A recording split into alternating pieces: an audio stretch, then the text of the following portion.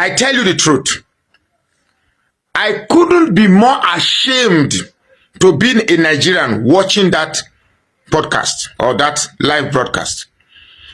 That was the highest show of shame that Nigeria can ever put itself into or herself into. Imagine somebody telling you that he wasn't even prepared. He became a caricature of the audience in that studio, providing soft comic relief and people laughing at the stupidity that was meant to represent a big country like Nigeria. Even with the statistic being put to you, it clearly shows that the anchor did his research with verifiable statistics, and the only statistic Daniel Bwala could bring was to raise a cup of water and say the cup is half full or half empty. It's a shame. A complete shame.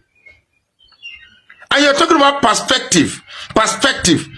What other perspective do we have in Nigeria that people are buying, people are unaliving, kidnappings have become a kidnapping have become a business in Nigeria. Religious intolerance, religious divisiveness, tribal bigotry have become the order of the day. Kidnapping has become a multi-billion naira business in the north. And I tell you this, the only reason why kidnapping is thriving is because the perpetrators are Muslims. I can tell that kidnapping would have been stopped today if Igbos were the one in charge. If Igbos are the one perpetrating this large-scale kidnapping, you know I'm saying the truth, that kidnapping would have been stopped. Government would have waded in to make sure they quash it. Because it's only when Igbos are involved that Nigerian security apparatuses begin to wake up. Nigerian security apparatuses wake up to their responsibilities. But when it is perpetrated by radical Islamists in the north, nobody does anything. Daniel Bwala is a big shame. Daniel Bwala, you are a big shame. At least Tinubu is a multi-billionaire. You have money to hire the best brain, the most intelligent of us to go and represent us. We know it's already regrettable enough that Tinubu is our president. Why do you not tell the world that we have many more stupid people in Nigeria and bring that buffoon there saying rubbish? Tinubu is already a disgrace enough to be a Nigerian president, yet you are still telling us that, hey, our president is not the only stupid one. We still have more. Oh yeah, Daniel Bwala, go and speak. Reno Mokri was also in Channels television saying that he's not aware that Tinubu said that if he can't provide electricity, don't vote him again. He said he's not aware. I mean, what kind of characters and comedians? The other day, Shey Lot, what is wrong? What are you guys doing to this country? When are they crazy? It's bad enough that we are suffering. It's bad enough that there's multidimensional poverty in this country. It's bad enough that we have over 140 million Nigerians living below $2. And then we still have to tell the world that we are not only hungry, there are a lot of, so many stupid of us that have no brain. The presenter, the anchor was laughing, presenting statistics from Amnesty International, from Bureau of Statistics, from this. All you could do is to raise a glass of water, half full and half empty. Please go and watch Daniel Bwala trying to defend him on Al Jazeera. I can't put that video on my wall. It's even a disgrace. I can't bear to watch. I watched that in 43 minutes, about 43 minutes. It's terrible. It's terrible that you are wearing that. Okay, I'm going to make a video on that cap immediately after this video. It's a terrible thing. Nigeria just disgraced itself through Daniel Bwala on Al Jazeera. Well, the fact is, I'm sure Bwala thought he was going to go and have an interview with a normal Nigerian journalist. Right? What a show of shame. Seriously. What a show of shame. And funny enough, when citizens come out to complain of some of these things, the next thing is these politicians come out to tell you that you are demarketing Nigeria. You are demarketing Nigeria. What else is demarcating the country more than this? The fact is, you can't lie to these people. They have all the profiles of all these people with questionable character. To even cap it, the fact is even the president has a questionable character and a lot of things to tell Nigerians. Look at the show of shame.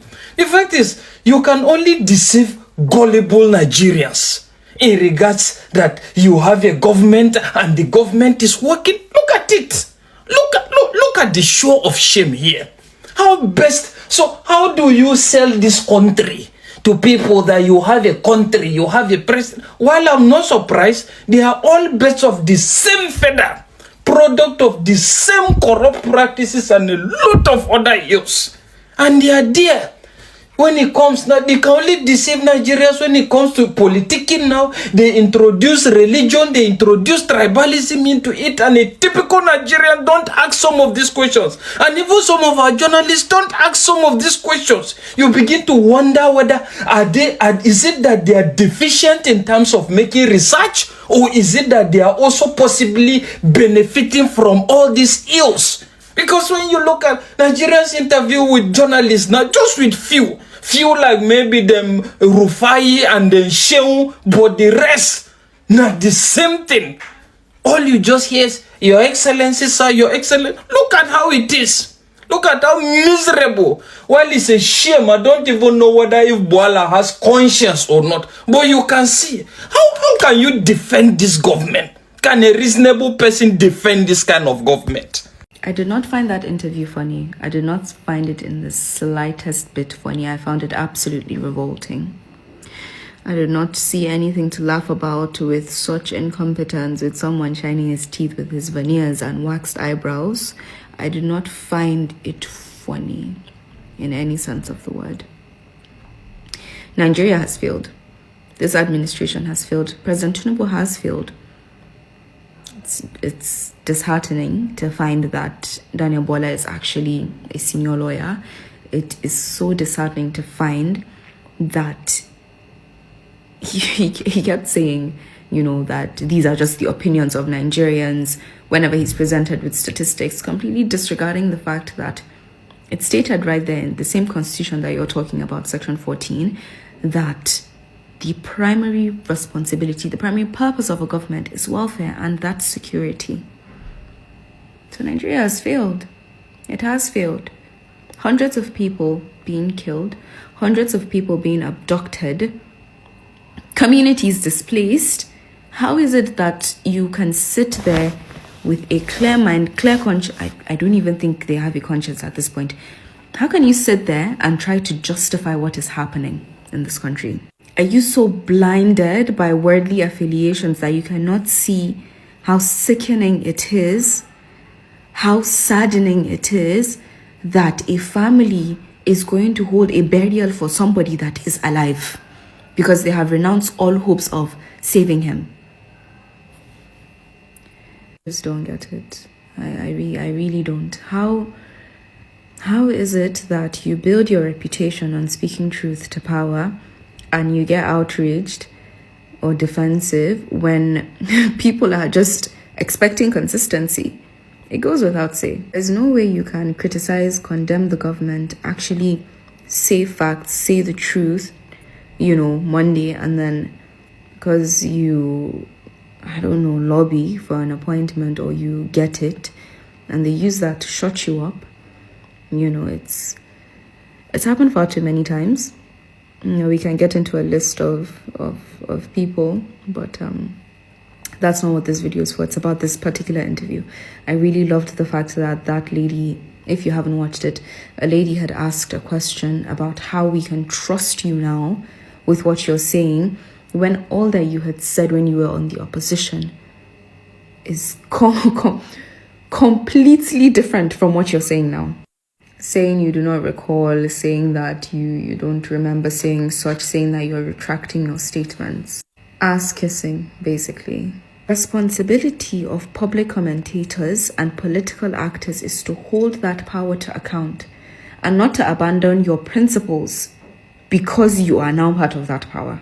If communities are still being attacked, citizens feel unsafe, the government has failed. It's failed in its obligation. And aside from that, honestly, I keep thinking to myself how they justify it and how is it worth it? The people dying, the blood on your hands. How do you changhaki is what we call it. And you can sleep, you can eat, go about your day, live your luxurious life, buy your cars, buy your jets, buy your islands, and it's completely unfazed. If you did not watch this interview of Daniel Bwala and Hassan Mehdi, oh my God, you are not a lover of politics. You are not a lover of politics. What a shameful, disgraceful, oh my God, interview for Daniel Bwala. Daniel Bwala, oh my God, he was totally cooked. Totally cooked. And you know one thing I love about this interview? Mehdi was so calm, so friendly in cooking. In cooking Mohammed Bwala, Daniel Bwala. He was so kind. He was not like that of Husseini Ufai and he's not like that. He was so friendly with Daniel Bwala. Daniel Bwala looked for a way out to find fault so that he would be angry and walk out of the interview. But Laila, Mehdi was so professional. He was so kind, cooking. Oh my God, Daniel Bwala will never forget that night. Will never forget a night like yesterday. He was make. Oh my God, I pity APC. But see, when you are in APC, you don't have anything to defend this APC. Daniel Bwala was seriously cool. So I recommended you to go and watch this interview because I cannot analyze everything they say in that interview. Just go and watch Mohammed Bwala interview with Mehdi Hassan. You understand? And see it with yourself. You will laugh. You will laugh. I swear to God. You will laugh. Daniel Bwala die. The trending video of Daniel Bwala, one of the senior spokesperson to Mr. President, President Bola Ahmed Tinubu, should be one of those striking examples that should be tabled down to President Bola Ahmed Tinubu, as well as the wife of the president, Honorable Remi Tinubu, and every other Nigerians who are always bent on talking about those demarketing Nigeria. Because for everything Daniel Bwala tried to lie about in this interview, this short video you're going to see briefly, proofs have been provided. It was an interview section, a program titled Head-to-Head Program, which is being hosted by Mehdi Hassan of the Jazeera. Seated before them were audience from different race, different cultures, and different background. I can tell you categorically, what might be going through their minds could be, oh, some of the global perception that Nigerians, many Nigerians are liars, could be one of the things or one of the thoughts going through their mind. Because of what? There are no more integrity left.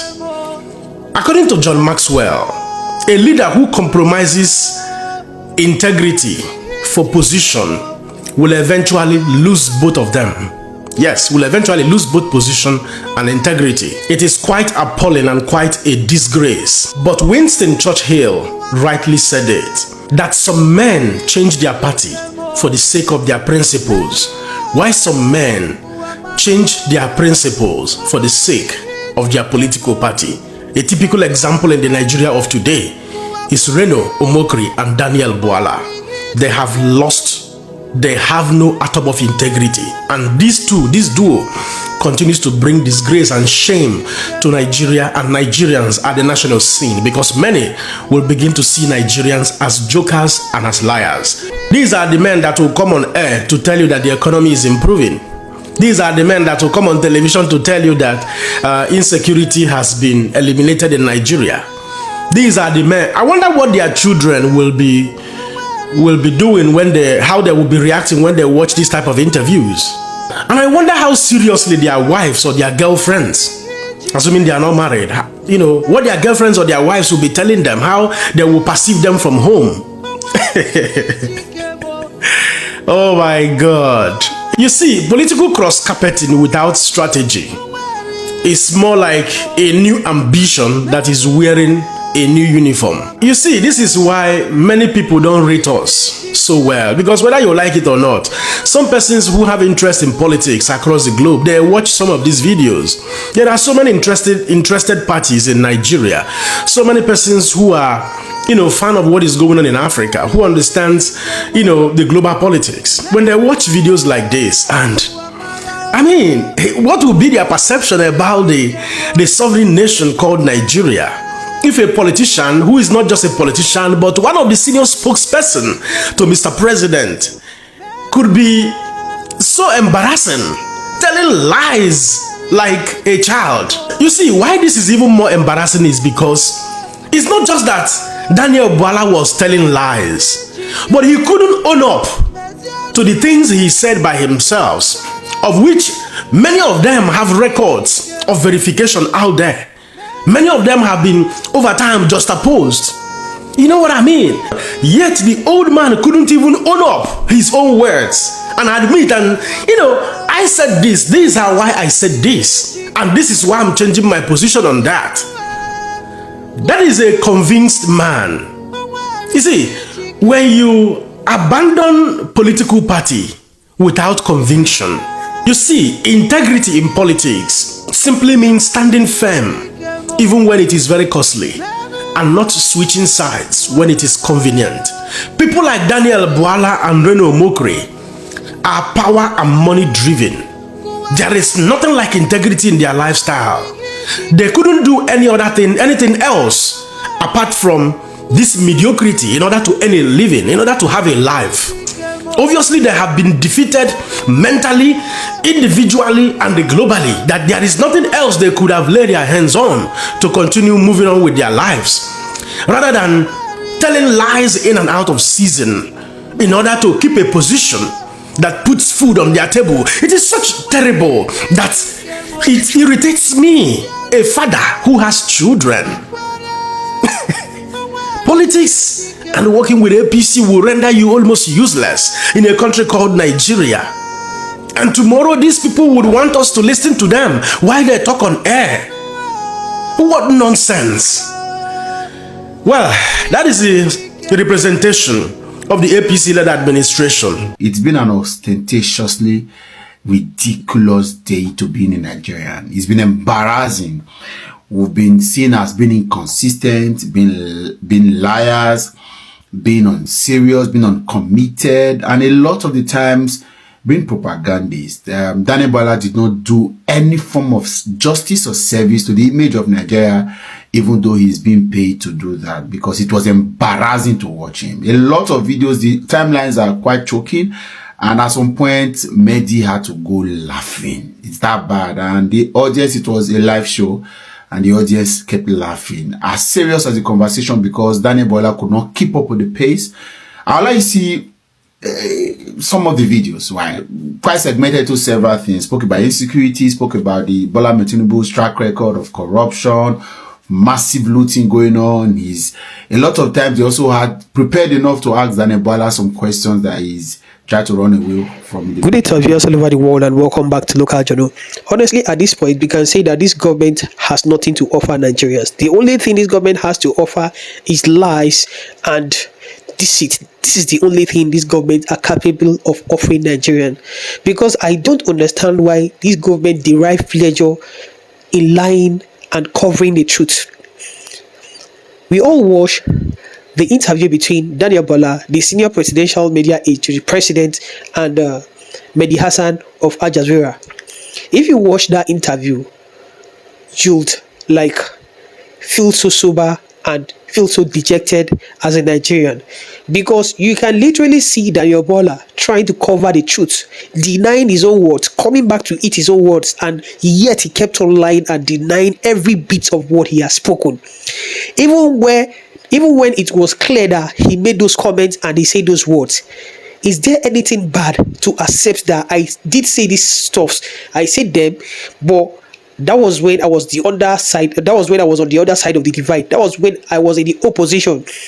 And there are better ways to even cover this whole shit up, instead of trying to lie to the public, lie to the whole world, and disgrace Nigeria on the global stage, because this is the way they are going to take so many Nigerians for, because they will see us as liars, they will see us as cheaters, they will see us as people who are not trustworthy and people who can lie and swish. This is the way you painted Nigeria on the global stage there. If you think it was just about Al Jazeera, then you're a liar. The whole world watched that thing, watched that interview that you had with Mehdi Hassan. The whole world was watching you, and all you had to do, instead of defending the country and like putting the country first, you put your own selfish interest first, and you put your own position first. You lie just to cover your track. You lie just to cover your position. You lie just to cover. If you knew that you cannot handle questions like this, or if you know that you're not capable of being very transparent and honest, why would you honor interviews like this? Do you think that this is a local interview TV station that you be the boss, or you form the all almighty when they try to give you some questions? This is I'm very, very sure you never expected this. You never expected that Mehdi Hassan was going to embarrass you like this, because this is nothing short of embarrassment. It's an embarrassment to you, your own personality, and it's an embarrassment to Nigeria, and it's an embarrassment to Nigerians, because Nigerians will be seen like this, and your unprofessional and your quest to satisfy your stomach, and your quest to always prioritize your own selfish interests is what will be used to stereotype other Nigerians, because they'll see other Nigerians as people who can switch side provided there is food on the table for them. They'll see Nigerians as people who can lie to any extent to cover the truth, provided it's going to be in their interest, provided they'll make money out of it, provided they can cover their tracks, and provided it can take them to whichever place they want to go. This is what you've painted Nigeria, and nobody will want to do business or will want to be a friend to people who are not trustworthy and people who are not transparent. You were not transparent there. You lied even when facts were there. As a senior special advisor, you didn't do your homework very well before you went to a global TV station like that to go and disgrace yourself, disgrace your family, and embarrass the country. This is what you and Reno Omokri are fond of doing. You guys have done so many damage internationally and globally to Nigeria than any other people in Nigeria. But I won't blame you. I blame this administration that had brought this upon us. I blame the administration that has brought this upon Nigeria. You cannot defend the indefensible, and there is nothing you can defend there. The whole world can see it. If Nigeria was free of terror problems, if Nigeria was free of insecurity, I don't know, and I see no reason why Trump will come into Nigeria to help us. Of course, we can see that on daily basis, Nigerians are being unalived. On daily basis, so many things, killings going on, kidnapping, and all sort of evil vices going on in Nigeria. There is no place safe in this country. Even in the Middle East, where there is a problem going on, chaos going on, and there is war going on between Israel, America, and Iran. It's even said we can, to a great extent, we can say that place is safer than Nigeria, if we'll be very honest with ourselves. But all you had to do was just to go there to go and lie. You've embarrassed and disgraced yourself. You didn't embarrass us. You didn't embarrass Nigerians. Rather, you embarrassed your paymaster, you embarrassed yourself, and you embarrassed your family. This is my opinion. Drop what you think about this in the comment section. And if today is your first time to visit our channel, please kindly like, share, and subscribe to our channel.